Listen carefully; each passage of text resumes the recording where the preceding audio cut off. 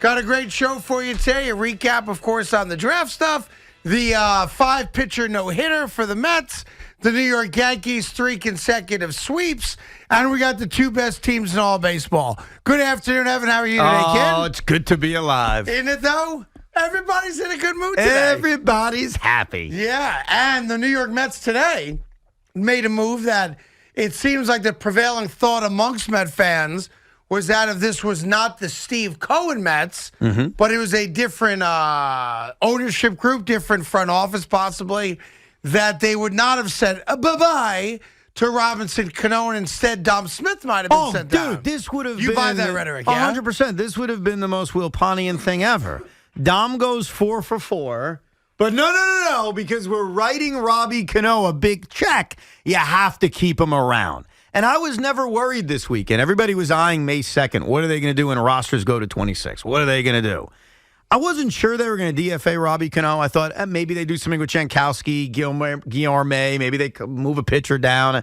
I wasn't 100% sure, but the one thing I knew is they weren't going to do something ridiculously stupid. Right. Like option Dom to the minors. So they DFA'd Robbie Cano. That error is over. And it's just a reminder that there is a new sheriff in town. Yeah. Listen, to me, it's such a minor side story, but I guess speaks to the bigger picture, which is that they don't make decisions based on money from a negative standpoint. Like, the money's money. It's real money. I guess he gets $39 You're million paying him next either 2 way, years. though, Craig. Right. Exactly. It's not like, exactly. Like, it's not like, hey, we can save money. Right. And you weren't getting anything for your money anyway. And you know what else I think it shows? Francisco Lindor was asked by Mike Puma the other day about Robbie Cano, and Lindor was passionate. We love him. Yeah. He's so important. It'd be so disappointing if he's not here. And it was a reminder to Francisco Lindor, who I like now. He's showing maybe he can play in New York. Yeah. You don't run the franchise. If you want to communicate with Robbie Cano, text him. By the way, Call him. To be fair to that line of questioning, my gut tells me if you had said to Francisco Lindor, hey, how do you feel about fill in the blank? He was going to say something positive. But he didn't have to go I mean? positive. Like, hey, are you good? Cool if we send Dom Smith down? He probably would have said no. No, but you could have answered that in I love Robbie, but it's business. Whatever the Mets decide to do, Right. I'm fully supportive of. Instead, it was more, keep Robbie around. Well, this isn't the NBA where just because you're friends with somebody and you're a superstar, you get to be on a roster. That being said, we have reached the month of May, and the New York Mets have won every single series they've played in. That streak continues. And, by the way, the little engine that could, is sitting atop all of baseball with their 16-6 record.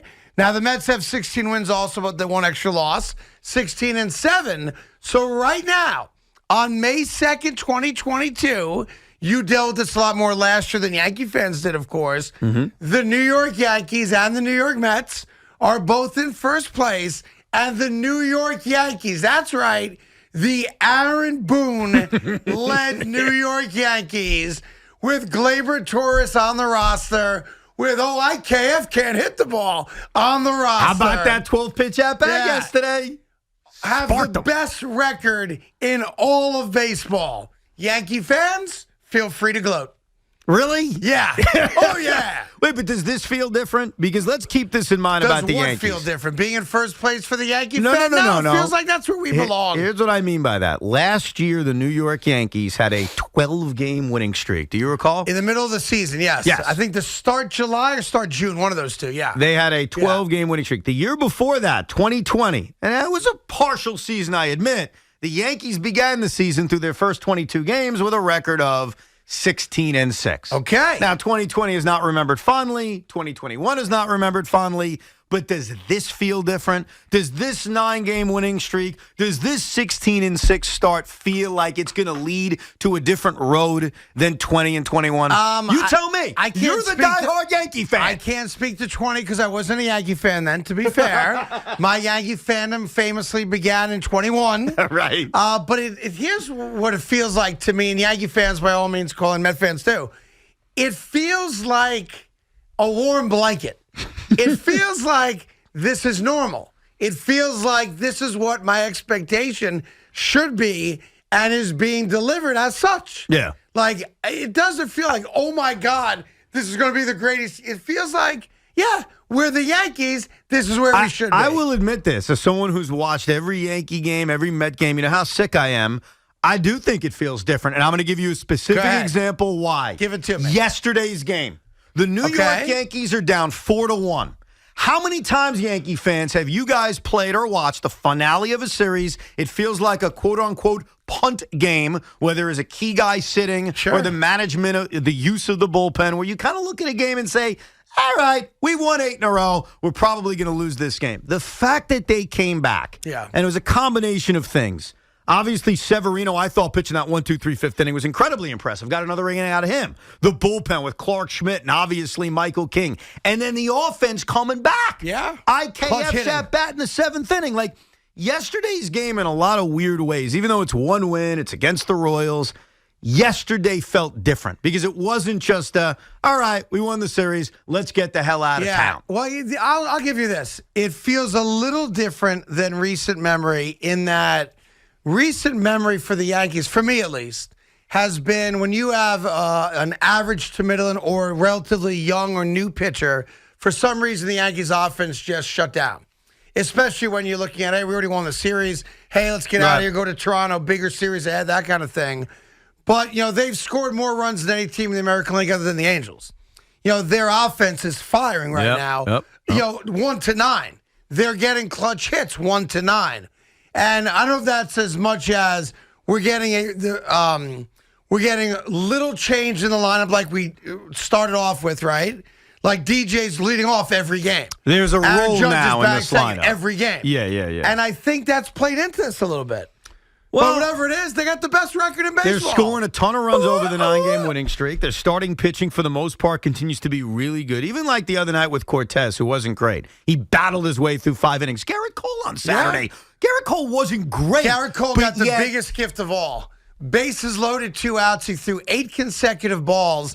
And I forget the guy on the Royals swings at the first pitch, hits a ground ball to third, and gets out of the inning. Perez. Was it right? Salvia, and I'm like, what?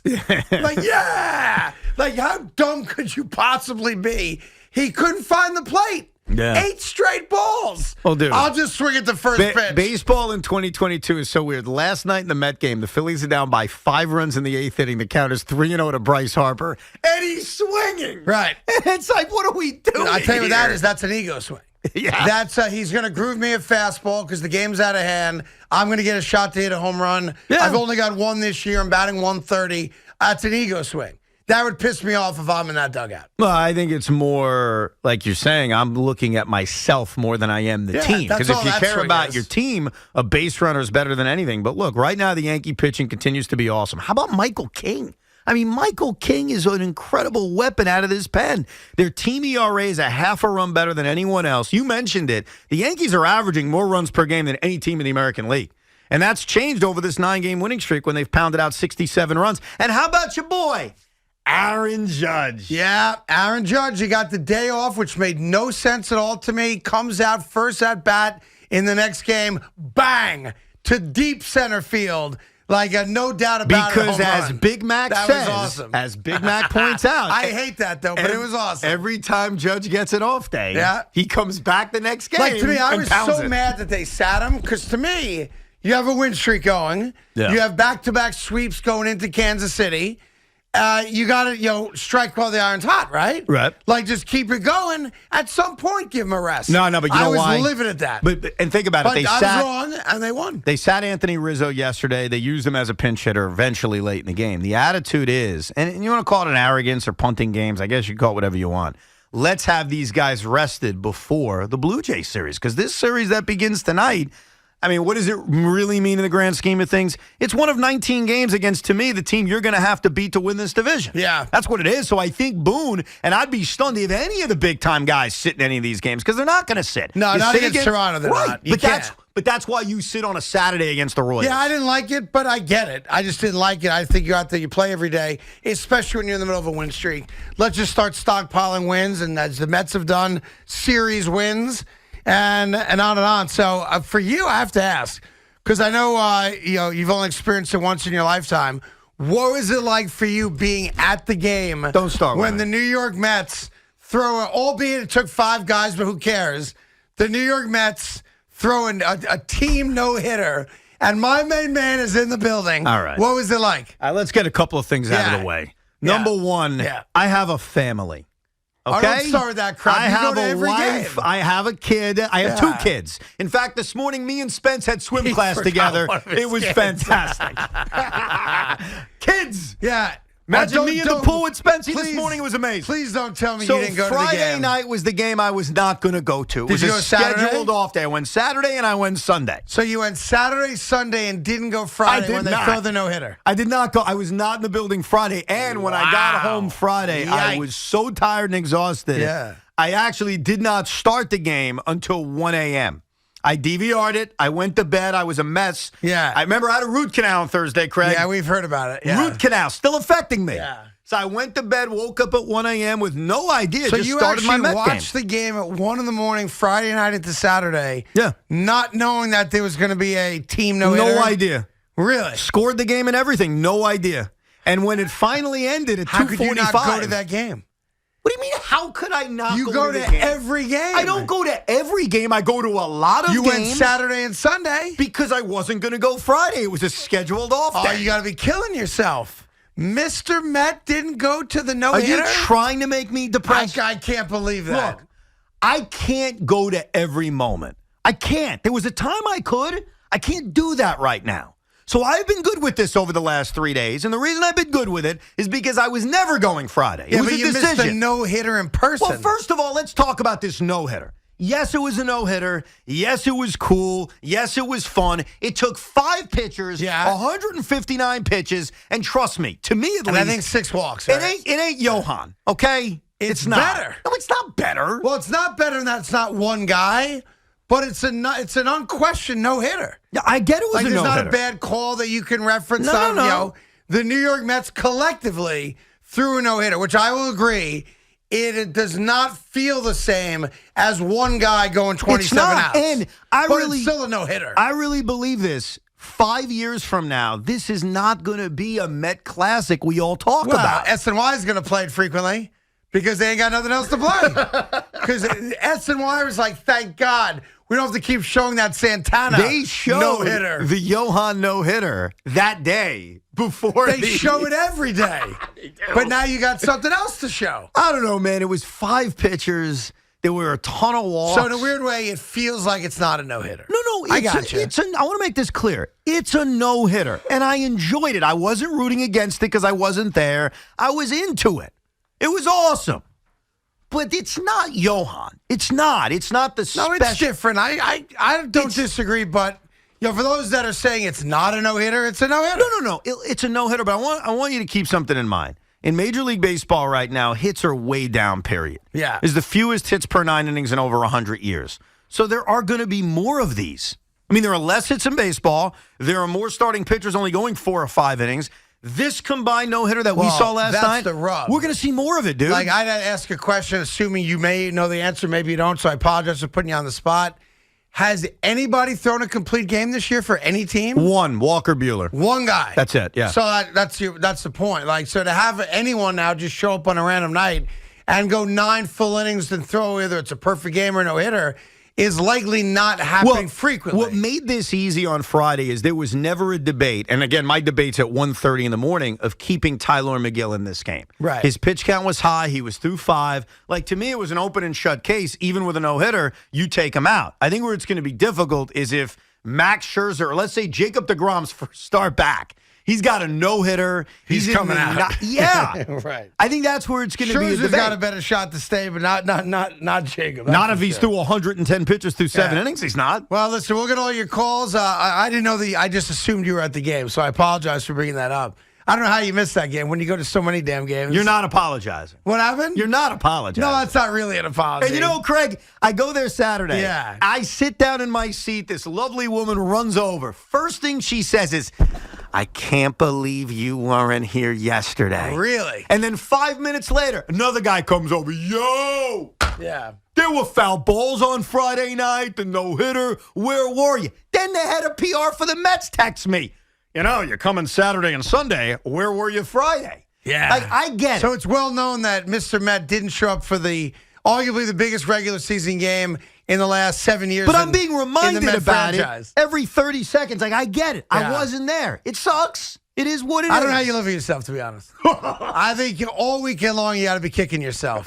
And I think the new Evan now is going to have to be like, honey, I got to go. What? I'm going to go to every single game I think now? you have to go to every game now. I can't miss a game? Because if I had said to you, what New York Mets going to throw a no-hitter, right now it's Max Scherzer's the easy answer. If healthy, obviously DeGrom. But there's no number two. With all due respect to the Met pitching staff, which has done a fine job this year, you blindfold, pick a name, doesn't matter. So who would have thought that the Tyler McGill started game would have led to 4 other guys coming in, including Familia, striking out the side. Edwin Diaz. Excuse Don't call him Diaz. Familia. Pardon me, I forgot that. Diaz striking out the side. That was Yes. impressive. Yeah. Against the heart of the order. Yeah. That was the most encouraging thing from that night, if you want to rationalize and talk yourself into cool stuff, is that Edwin Diaz in many ways faced a clutch moment as Met closer. He knew there was a no-hitter. Now, a lot of the guys claimed they had no idea there was a no-hitter. I don't buy that for a minute. Not Diaz, though. And He did. Diaz even said, 7th inning, I knew about it. He embraced the moment, and he responded by striking out 3, 4, and 5 of the Phillies' order. There you go. All right, listen. Good day for him. Good day for Brody Van Wagnering as well, right? Good day? Yeah. Robbie Cano got released today. But, who they trade him for? Just saying. Oh, Jared Kelenic? Kelnick's He's having awful. a terrible season. No, right? I agree. Right Yeah. now, that trade is not looking as the disaster it may be. And here's the real truth. If Edwin Diaz has a monster year, and Edwin Diaz is on that mound in Game 5 of the World Series to close out the New York Yankees with the ultimate revenge, then that trade, I'm sorry, no matter what, goes down as one of the great trades in the history of the franchise. Right. And while Brody's an agent again, because he now represents Cano again, he brought Diaz here. Yeah. So he had a pretty good day. If Edwin Diaz... You had a bad day. Everybody else had a good day. That's all. A bad day. Listen, we'll get all your calls.